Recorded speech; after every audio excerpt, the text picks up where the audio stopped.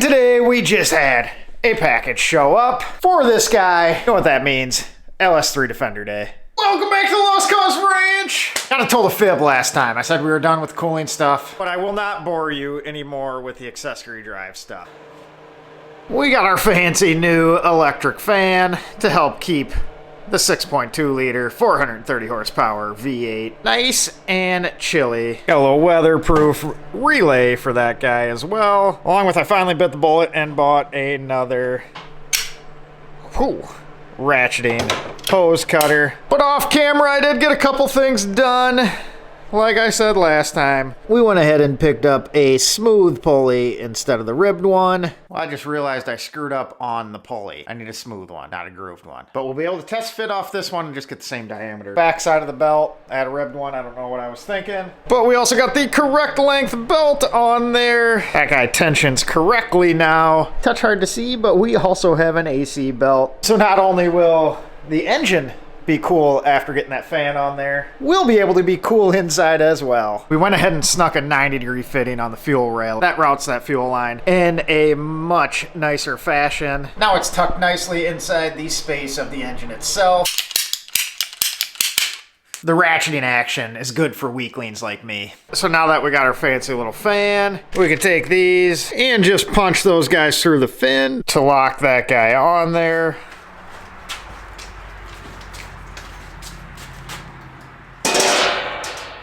We're just kind of running out of real estate when dealing with a bigger sheet of aluminum, but that sheet of aluminum right there is how we are going to mount this guy correctly. It's so big I can't even fit it all on camera. Or is that because the garage is too small? Probably the latter. But what we are going to do here is make ourselves a custom little shroud that is going to cover the rear of the radiator with the cooling fan in the center. And that is going to force all of the air that this guy can suck through the entire surface of the radiator core. So you take your fan. This one is a 14-inch diameter Durali. I have no idea. We'll go with Dural fan. If you were to mount this guy directly to the surface of the radiator, something like that, but on the back side. With this surface mounted, the only part of the radiator that is going to see cool air pulled by it is this 14-inch diameter. Everything outside of that is going to be way less efficient because it's not getting the cooling effect from the fan. So what you do is you make a shroud and you use that shroud to space the radiator fan away from the radiator itself. With the ducting, we are able to pull across the whole surface of the radiator, therefore cooling that 6.2 liter V8 a little more efficiently. Plus it looks cooler, and you know I'm about looking cooler, all about it. So we're gonna start off with a couple measurements and then just kind of draw a picture on that sheet of aluminum and get it cut out. All right, so the plan inside my head is to have the shroud sit inside of the cores on each side and flush with the very most top and bottom fins. And that way it'll leave us enough room to put a flange and bolt through this little lip on the radiator. So inside we are 22 3/8. Go write that down before I forget.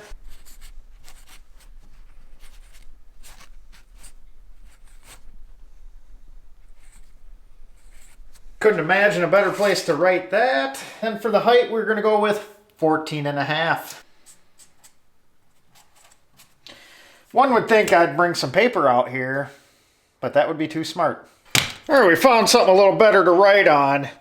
But being we have the box and pan brake, we're going to make this out of one piece of aluminum for a cleaner look. I'll sketch out what I'm thinking, and then we will blow it up onto the chunk of aluminum. So roughly, shape is going to be like this.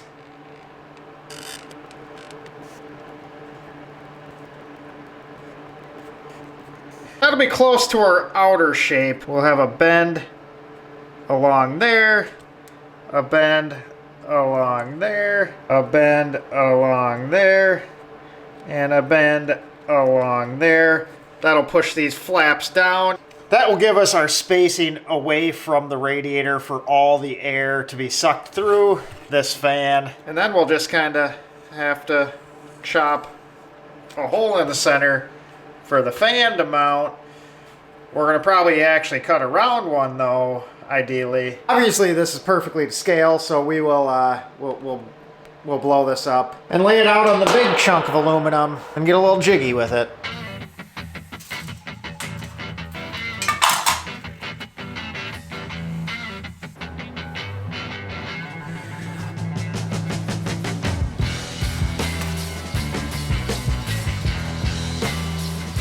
So we're working through laying this out. May look a little goofy with a 45-degree angle, but we're doing that because I want the outer edge to be a 45-degree angle back towards the fan. So now what we need to do is make our flap for the side that will meet up to that when we bend it. Then we come out and this will be a 90-degree off that. But it happens to work out to be the exact length of our little Irwin square tool thingy there. So we'll just transfer it over like that.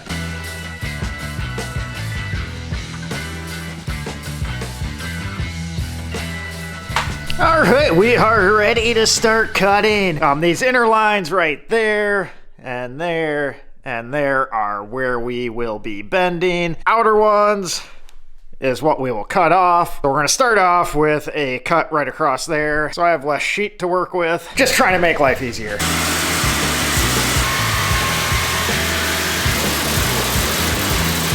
Little more manageable size, but I almost forgot one thing. Need to add our little mounting tabs so we can affix this to the radiator somehow. I think I'm gonna come in about 6 inches from the edge, top and bottom, or top and bottom, depending on which way this is. We'll just go an inch wide.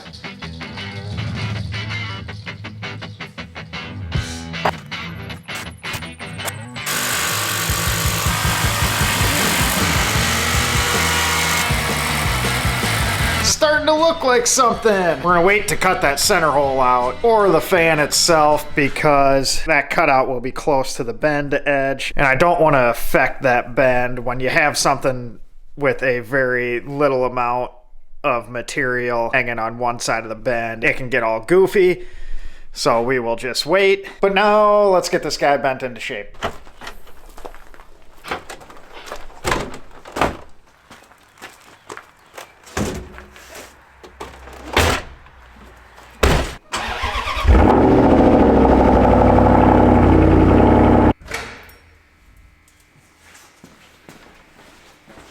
So here's our little box and pan brake. And the nice thing about a box and pan brake is these fingers.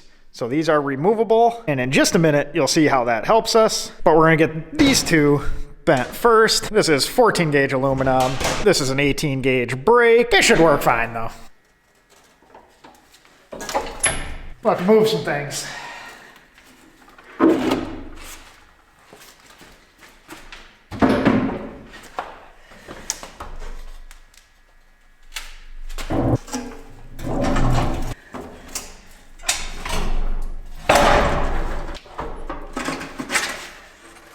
I'd say that is a pretty nice result. We are kind of pushing the limits of this particular one. A lot of it has to do with the room they allow for the radius of the metal. When you go thicker than it's rated, it just kind of pinches it in there, but it worked. So we got the two long ones bent. Now you can see how the box and pan brake works when you're making a box or a pan. I guess this is kind of more pan-like. So if we did not have removable fingers, when we went to bend this side, we'd run right into the brake itself. So all we do here is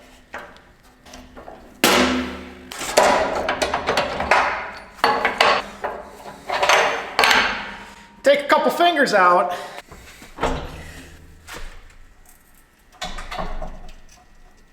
then we're able to go right up against it.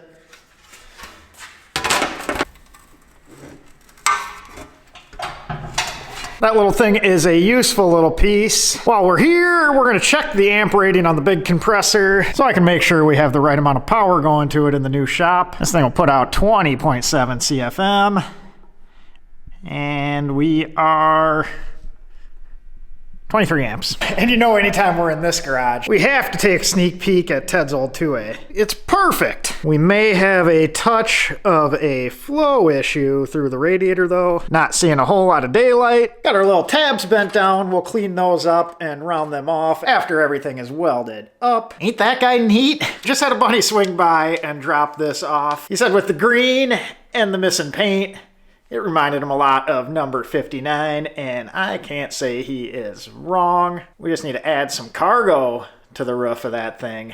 We got a perfect scale model. You know, all we gotta do is center this guy out, trace it, cut a big hole, weld it up. Then we'll be pretty cool. That right there looks like the ticket to me. We will also mark out our mounting holes. And those guys, I think we'll throw some more riv nuts. You know, that's one of my favorite things to do. Have I ever told you how much more I like the Milwaukees than Sharpies? I think I have. I need a center punch. There's a real Sharpie though. So there is our outline. What we'll do is we'll probably mark off maybe a 1/4 inch inside. Yeah, I think a 1/4 inch would be good. That way the hole is just slightly smaller than the outside diameter of the frame on the fan.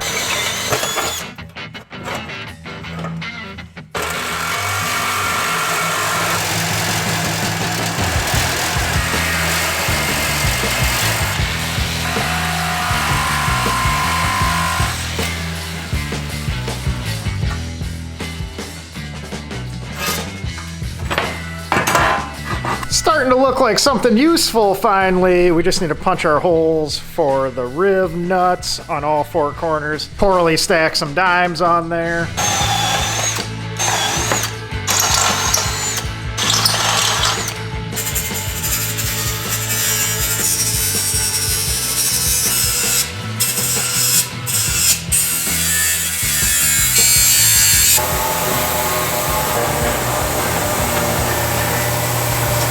So we ran the DA over it to give it a nice consistent finish. This guy will get painted once everything is blown apart. But now we have about 6 inches of welding to do. Aluminum. Gotta put it on AC.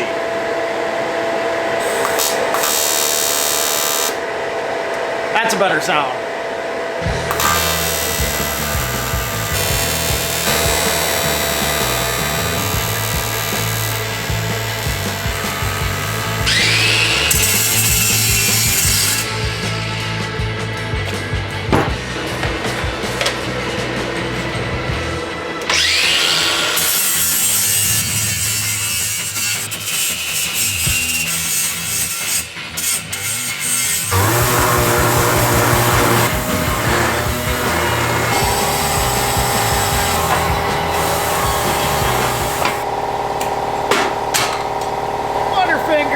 I think that turned out pretty well. We got a nice clean edge, like it was never welded. There is our pretty much finished piece. Who would have thought that measurement and that drawing, I mean, it was a pretty good drawing, would turn into that. One last thing to do.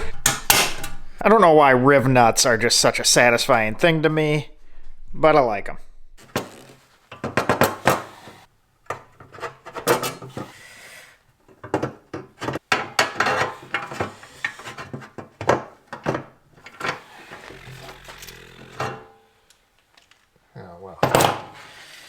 I guess I should pay attention. I missed on that one.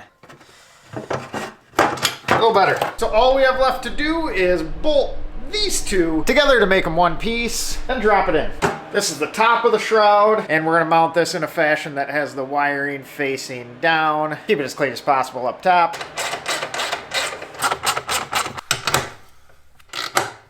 We must have done something right, as all of the bolts actually lined up and threaded in fine. I think that turned out well, and that should clean up the airflow through the radiator. So we're about a 1-inch depth, and we have a nice little 45 on the ends to smooth out some of the airflow that is going to be going through this while we're at speed going down the road. I am undecided yet because the fan takes up the majority of the area, but we may put in a couple holes with some rubber flaps that can allow air through as we're going down the road, but we'll close when we are staying still and using the fan to pull through.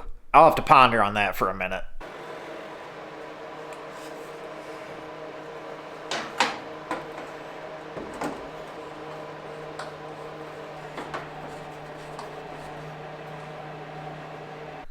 That looks like it fits. We don't need to be advertising for them, but it appears we have a fair amount of clearance. We still need to make sure that fits in there and doesn't hit the fan motor itself, but we have good fitment right up against the end tank on both sides. Then we are sitting nicely at the top. And one note for companies, if you are going to put your label on it, put it on straight, not like that. I probably would have left this one on there because I don't mind that label, but being it's crooked as all get out, it's out. But before we final assemble this guy after this is all painted, I'm also going to put a rubber U-seal around the edge of this that will butt up against the radiator. That way we have no funny vibration sounds or anything, but that fitment is on point. I think we're in the ballpark on that fan shroud. But this is the kind of stuff I really enjoy building. This Defender is just full of a bunch of great satisfaction making fun parts like that.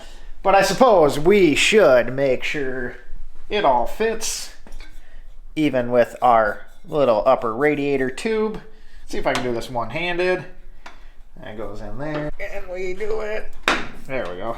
We got it. And by golly, it clears. We got plenty of room. I can slide my fingers in between there. That little V8 is not going to move enough. Come into contact there. I think we can officially say the cooling system is sorted, figured out, belts on.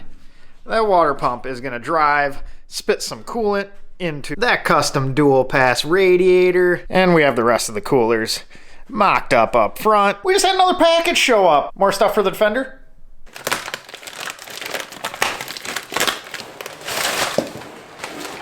Top hydraulics. Oh, this is something much more fun than working on the Defender. Can you sense my sarcasm? We got an SL500 with a hydraulic hardtop and a few of these leaking. That's gonna be a fun one to sort out. That guy's in the new shop. Let's run these down there. So this is what we get the joy of sorting out. Loads of fun. And in some shop updates, we are collecting the majority of the electrical stuff. Got the 200 amp panel ready to go back there.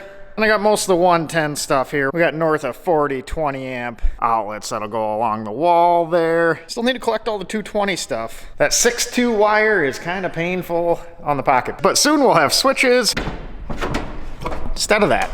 All right, so the next task on the Defender is sorting out what I need to order for connectors. As most of you guys know, we are making a complete custom harness with a painless wiring setup. So my next step in that is to get a connector count. We need numbers and quantities, mainly with a lot of lights. We got all these sweet little clear LEDs to fit on there. Yeah, I'm that guy. This is such a cool box.